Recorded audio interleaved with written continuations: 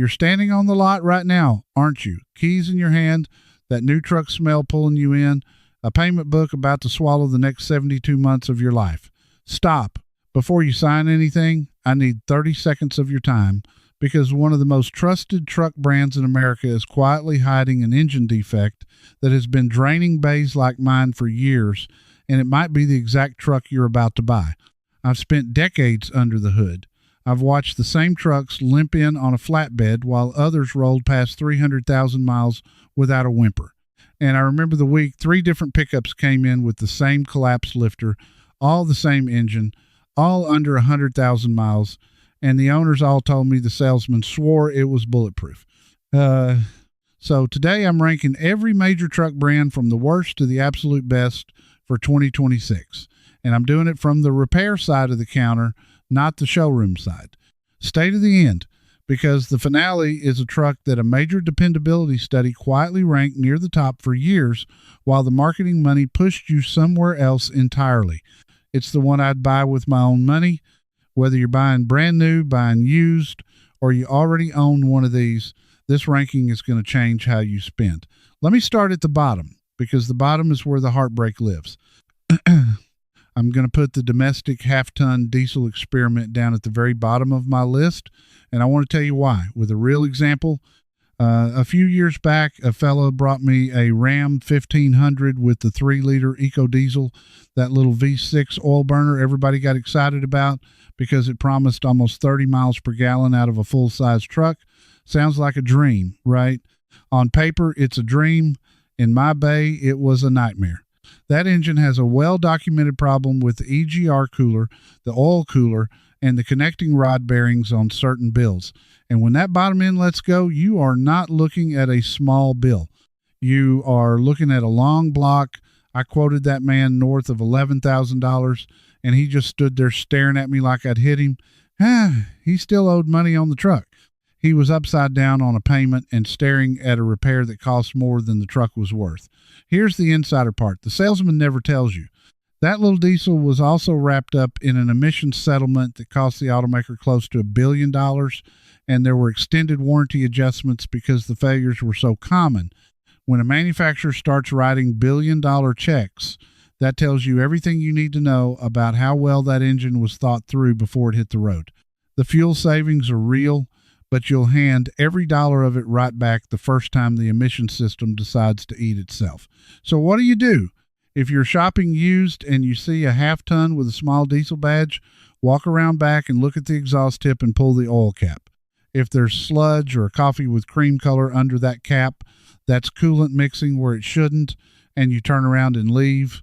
Buy the gas engine version if you love the truck, or better yet, keep reading, because the diesel gamble on a light-duty pickup almost never pays off for a normal guy who just wants to haul a boat twice a summer. But the diesel isn't even the problem that catches the most people. The problem that catches the most people is sitting in the gas engine that millions of you already drive. And that's where this gets personal. Let me talk about the Hemi, and I need you to hear me out, because I know some of you love that engine, and I'm about to poke the bear. The 5.7-liter Hemi V8 in the Ram 1500, and going back through a lot of the 2010s, has a problem I have pulled apart with my own 2 hands more times than I can count. It's the camshaft and lifter failure, and it ties directly to that fuel-saving cylinder deactivation system, the one that shuts off 4 cylinders to save you a sip of gas on the highway. That system runs a set of special lifters, and when one of those lifters collapses, it wipes the lobe right off the camshaft. Metal shavings go through the engine. Now, you're not just replacing a lifter. You're replacing the cam, the lifters, cleaning out the whole oiling system, and praying the debris didn't score the bearings. I've seen that job land between $4,000 and $7,000, depending on how far the metal traveled. And here's what makes my blood boil. I've had trucks come in for that failure with barely 80,000 miles on them. 80,000, that's a truck that should be just getting broken in. The owners always say the same thing. They heard a tick. A little tick at idle they ignored for a couple weeks because everybody says these engines tick a little. Then it turned into a knock, and by the time it knocks, the damage is done. The reason you never hear about this at the dealership is simple. When these fail under warranty, They get fixed quietly and the customer drives off happy, so the story never spreads. But the warranty runs out and the failures don't stop when the warranty does. They actually keep coming right past that line, which is exactly when it lands in a independent shop like mine and becomes your problem and your checkbook. So if you own one of these right now, and I know a lot of you do, here's your free takeaway. Listen to your engine cold first thing in the morning before you touch the gas. A healthy Hemi settles into a smooth idle within a few seconds. If you hear a persistent tapping that doesn't go away as it warms, or you feel a stumble like it's running on 7 cylinders instead of 8, do not wait. Get it looked at immediately, because catching a bad lifter before it grenades the cam is the difference between a $1,500 job and a $7,000 job. And there are aftermarket kits that delete that deactivation system entirely, which a lot of guys are doing the moment their warranty ends just to sleep at night. Now, here's where somebody profited from you not knowing this. That cylinder deactivation feature exists to squeeze out a fraction of a mile per gallon so a truck can hit a government fuel target on paper. It was never designed to make your engine last longer. It was designed to make a number look good in a brochure and in a regulator spreadsheet. Your long-term reliability was never part of that equation. And that's the pattern I want you to start seeing, because it repeats across every brand I'm about to climb through. So let's climb, because the next brand up isn't much safer. It just fails differently. The Blue Oval sits a step above for me, but only a step. And the reason is a mixed bag of engines where some are anvils and some are hand grenades. Let me warn you off the grenades first. If you are shopping a used Super Duty, you need to know the difference between the 6.0 liter Power Stroke diesel and the 6.7. The 6.0, which lived in the mid-2000s, is one of the most notorious diesel engines ever put in a pickup. Head gasket failures because of head bolts that stretch, EGR coolers that clog and crack, oil coolers that plug up, injectors that fail. I have seen guys spend $8,000, $10,000, $12,000 trying to make a 6.0 reliable. And the sad joke in the diesel world is you have to spend money to fix a truck you already paid for just to make it do what it was supposed to do off the lot. Now, to be fair, the newer 6.7 Power Stroke is a genuinely strong engine, one of the better modern diesels, and I'll give Ford credit there. But the half-ton gas side is where regular buyers get bitten. The 3.5-liter EcoBoost V6, the twin-turbo motor that Ford put in a huge number of F-150s, has a history with the timing chain stretching and with carbon building up on the intake valves because it's a direct injected engine. When those timing components wear, you get a rattle on cold start, that quick death rattle right when you turn the key, and if you ignore it, the timing can jump and bend valves. A timing job on that engine with all the guides and phasers can run you $2,000 to $4,000, and a carbon cleaning on the valves is another several hundred every so often because there's no fuel washing over those valves to keep them clean. And I can't forget the older 3-valve 5.4 Triton, because those trucks are still floating around the used lots and still catching people. 2 signatures on that engine. One, it spits spark plugs right out of the cylinder head because of a shallow thread design. And 2, the cam phasers rattle like a can of bolts. Pulling a broken spark plug out of that head is a delicate, expensive nightmare, and the phaser job is hours of labor. I had a landscaper bring me one of those trucks with a plug blown clean out, and fixing the threads and getting it back together cost him more than a week of his crew's wages. The insider truth here is that Ford builds a genuinely tough truck body and frame, and some of their engines are legends, but the direct injection turbo motors were chasing power and fuel numbers, and complexity is the enemy of longevity. Every turbo, every high-pressure fuel pump, every phaser is one more thing that fails after the warranty smiles and waves goodbye. So if you want a Ford and you want it to last, you actually want to hunt down the simpler, naturally aspirated V8, the 5.0, and you want to change that oil religiously to keep the timing chain healthy. Therefore, the lesson sharpens. The more the brochure brags about power and mileage from a small engine, the more hardware they crammed in to get there, and every piece of that hardware is a future repair bill with your name on it. So what happens when we get to a brand that sells more trucks than almost anyone? Does volume mean they figured it out, or does it just mean more failures on more driveways? Let me tell you about the bow tie, because General Motors sits right in the middle of my ranking, and it earns that middle spot with one specific defect that I have gotten sick to death of seeing. The 5.3 liter V8 and the 6.2 liter V8 in the Silverado and the Sierra use a system General Motors calls active fuel management, and later a version called dynamic fuel management, and it is the same fundamental sin as the Hemi. It shuts off cylinders to save fuel. It runs special lifters to do it, and those lifters fail.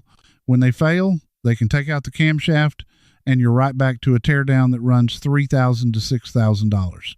But GM added a bonus problem on top, and this one nickel and dimes you for years before it ever breaks. Those same engines are famous for burning oil. The piston ring design and the way that deactivation system sprays oil means these trucks can drink a quart every couple thousand miles, and the owner never even knows because he only checks the oil at the change. Then the low oil accelerates the lifter failure, and it becomes a spiral. I had a contractor come in convinced his truck had a leak because he kept adding oil, and there wasn't a drop on his driveway. It was burning it straight out the tailpipe, invisible.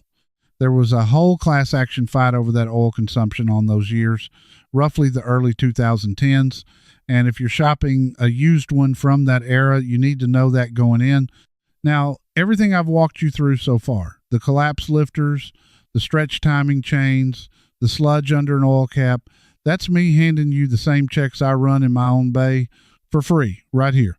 But a video only holds so much, and there's a whole system behind those checks that I sat down and wrote out myself, 3 volumes of it, built on documented repair data and settlement records, not brochure talk. In there, I take you engine by engine, decade by decade, so you can read reliability numbers the way I read them, spot a defect pattern before it shows up as a noise, calculate what a truck will really cost you over the years, you'll own it, and walk into a dealership knowing exactly where they'll try to take your money. 437 pages, yours forever, no subscription. If you want it, scan the QR code right there on your screen, link in the description, pinned comment. That's the whole collection. And once you can read an engine that way, you stop arguing about badges and start looking at hardware, which is exactly where Ford splits down the middle. Here's your check if you already own one of these, and this is for the man sitting there right now worried. I just described his truck in his driveway. This one's for you, and it costs you nothing but 2 minutes. Pull your dipstick a lot more often than you think you need to. Once a week, cold, on level ground. If that oil level is creeping down between changes and there is no puddle underneath, your engine is burning it. And that is your early warning that the deactivation system and the rings are wearing. You can also feel for a slight shudder around highway speed right when the engine transitions between 8 cylinders and 4, because a rough transition is an early sign those lifters are getting cranky. And here's the real move. A lot of owners install a simple device that plugs into the diagnostic port and keeps the engine from ever going into that fuel-saving mode. It locks it in full 8-cylinder operation. It costs less than a nice dinner out, and I have seen it save engines. You keep those lifters from doing the one thing that kills them, and you buy yourself years.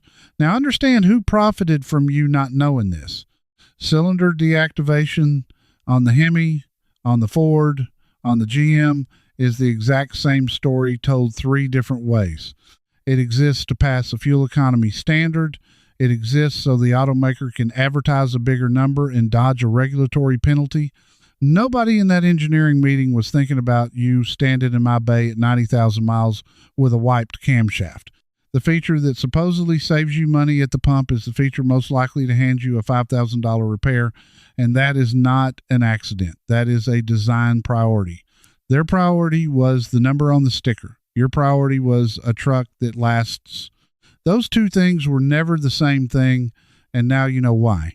So if the big 3 are all playing the same dangerous game with these fuel-saving gimmicks, is there anybody out there building a truck like they actually want it to last? There is, and this is where my ranking climbs out of the danger zone. Let me move us up to the brands that get it more right than wrong, and I'll start with the ones a lot of you overlook. There's a half ton out there wearing a badge people don't associate with trucks at all, and it's the Honda Ridgeline. Now, I already hear the traditional truck guys groaning. It's a unibody. It rides like a car. It won't tow your fifth wheel. All true.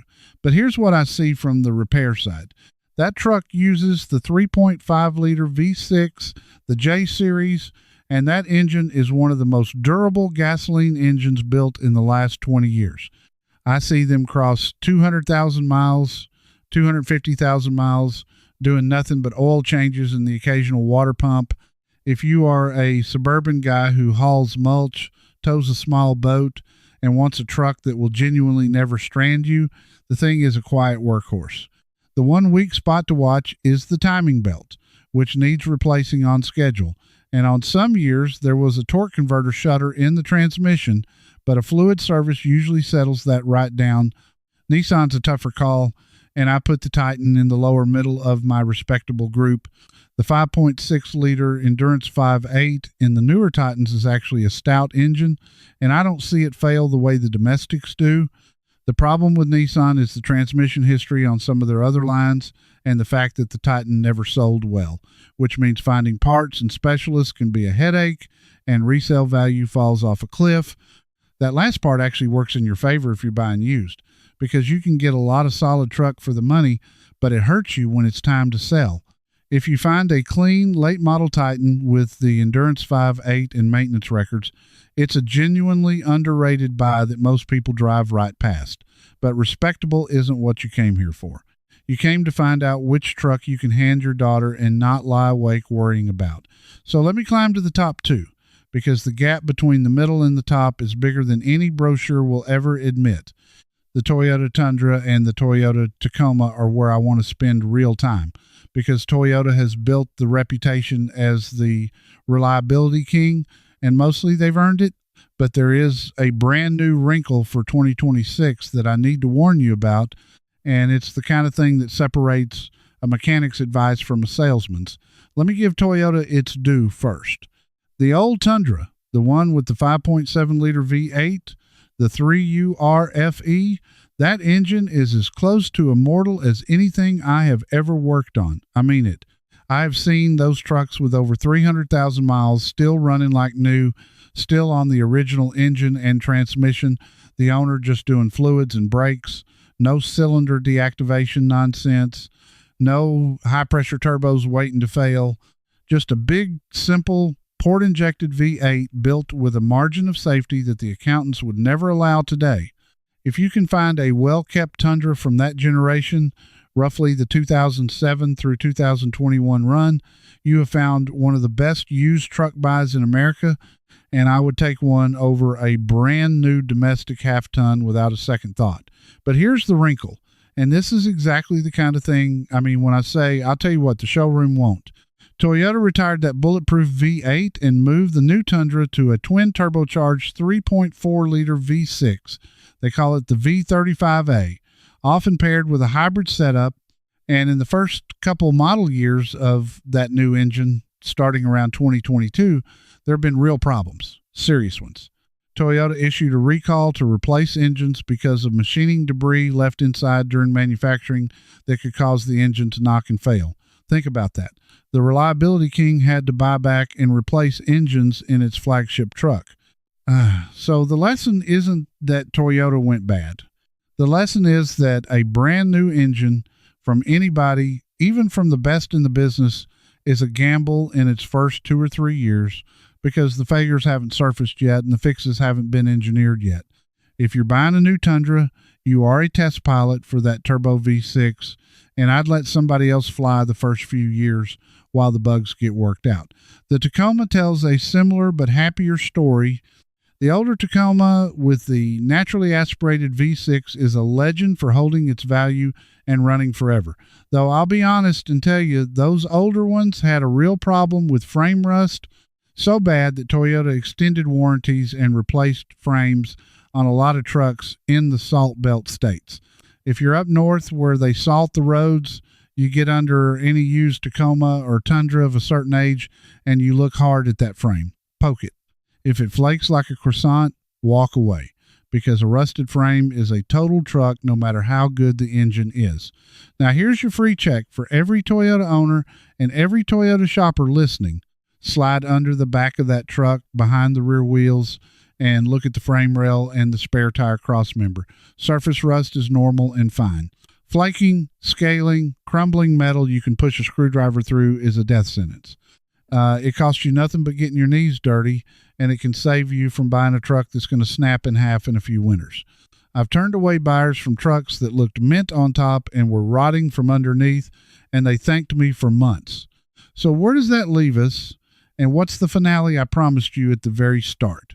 Because I told you there's a truck that a major dependability study ranked near the very top for years, while the marketing money quietly pointed you somewhere flashier. Here it is.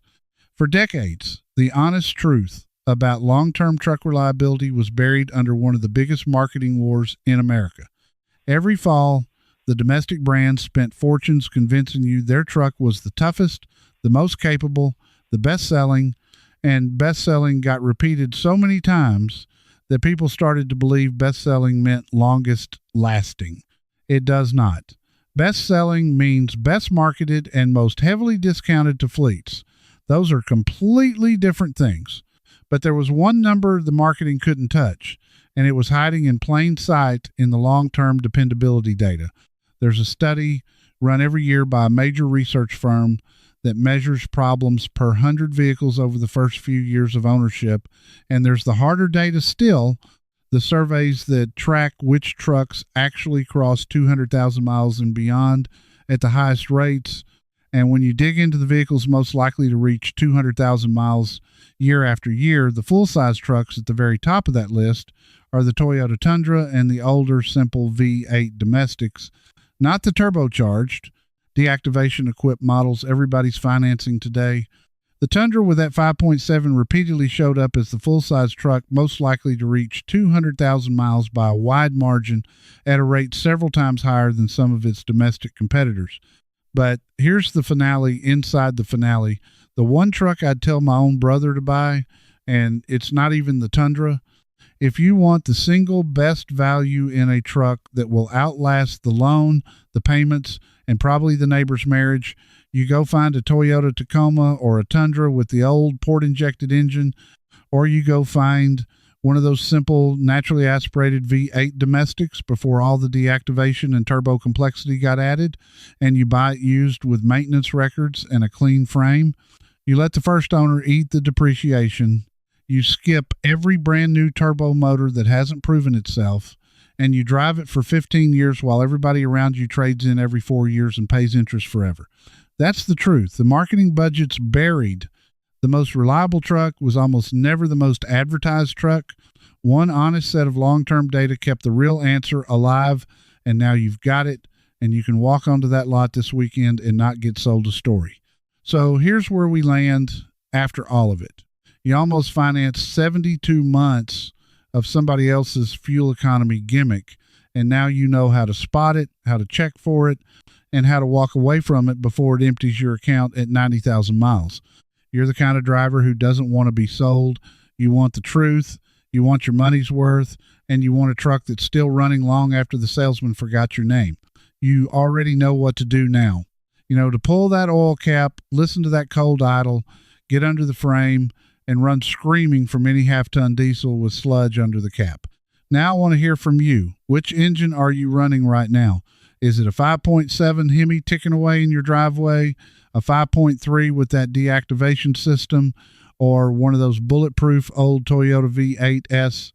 Tell me in the comments and tell me what you're thinking about buying next, because I read them and I'll tell you straight if it's a mistake.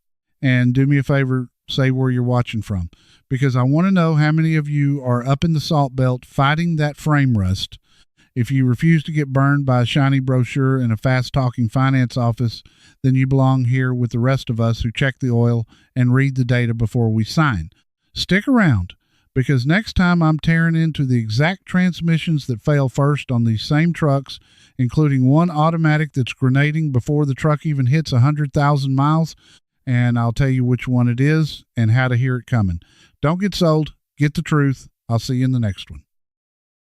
Before you go, let me tell you what's waiting inside the Garage Bench Club. This video gave you the overview, but in there I finished the full brand-by-brand ranking with every engine to avoid. Got a question about the exact truck you're eyeing? You ask me directly, and a real person, me, answers you. You belong here with car buyers just like you. Point your phone camera at the code on screen. Cancel anytime. One click. Now that you know which trucks are worth your money, let me show you why so many folks are walking away from those $80,000 trucks. The reasons might surprise you, and it starts right now.